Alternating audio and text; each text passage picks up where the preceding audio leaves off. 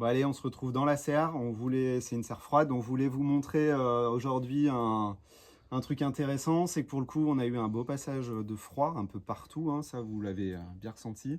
Nous, ça nous a permis un test grandeur nature. C'est que pour le coup, on a des passiflores qui ont plus résisté que d'autres et ça va nous permettre de vous montrer un petit peu ce qui s'est passé ici. Ah, ok, et vous avez descendu à quelle température ici? Là, on s'est pris sur le plus gros du passage du froid entre fin décembre et début janvier. On a eu du moins 7,5. Ça nous a permis de tester des résistances en plus sur un truc qu'on n'avait pas encore vraiment testé, c'est la durée du froid. Parce que là, on est arrivé à des 2-3 jours en extérieur, en tout cas sans dégel. Alors bien sûr, dedans, ça a dégelé un peu. Mais par contre, ouais, en intérieur, ça nous a permis de tester pas mal de trucs. Donc là, on voit clairement, hein, là, il y en a qui ont plutôt pas trop mal passé, Ok, qui commencent même à refaire de la pousse.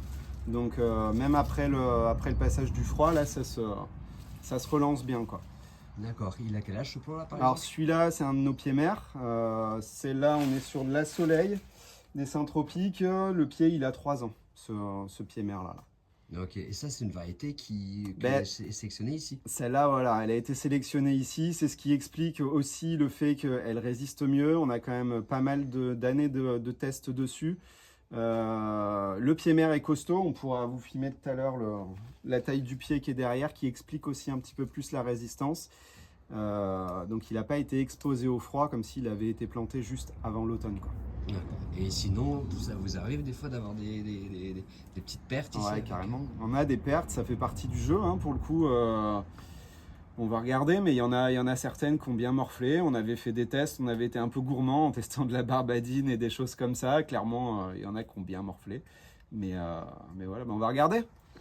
Ah, c'est celle-là la barbadine? Ouais, du coup, c'est ça, tu vois, c'est ce que je disais. Celle-ci, on a été super gourmand quand même, hein, en plantant de la barbadine ici. Là, ce qu'on voit clairement, c'est que elle a pris, elle a cramé. Après, je vais la laisser, je ne l'ai pas coupée parce qu'on le voit, là, il y a des petits bourgeons encore. Des fois, on peut avoir des surprises, donc à voir. Là, tu vois, ça montre clairement le truc. Ça, on voit plus grand-chose. C'est une Edulis Soldo de Cerrado. C'est une Edulis qui est travaillée au Brésil. Par contre, pas du tout pour le froid. Donc là, en fait, c'est rédhibitoire. Elle est morte. Ça, c'est une autre Barbadine.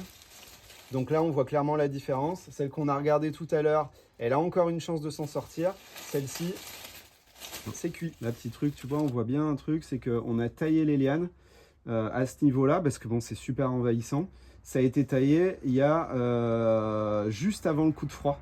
Et là, tout ça, c'est les pousses d'un mois, en fait. Donc là, on voit bien que le froid, en fait, l'a pas fait souffrir du tout, en fait, celle-ci. Tu voulais goûter un fruit?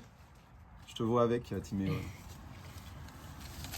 Ouais, parce que on est en plein hiver, mais je sais pas si tu le vois, il y a des fruits qui tombent, donc ça permettra à tout le monde de voir que même en hiver, bon, ils sont un peu verts, hein, ils n'ont pas pris le soleil comme en plein été. Tac. Mais malgré tout, on a de quoi manger. Puis là, ça sent bon, quoi. Qui c'est qu'on veut? Eh, merci. Merci. Allez, on va regarder là-bas.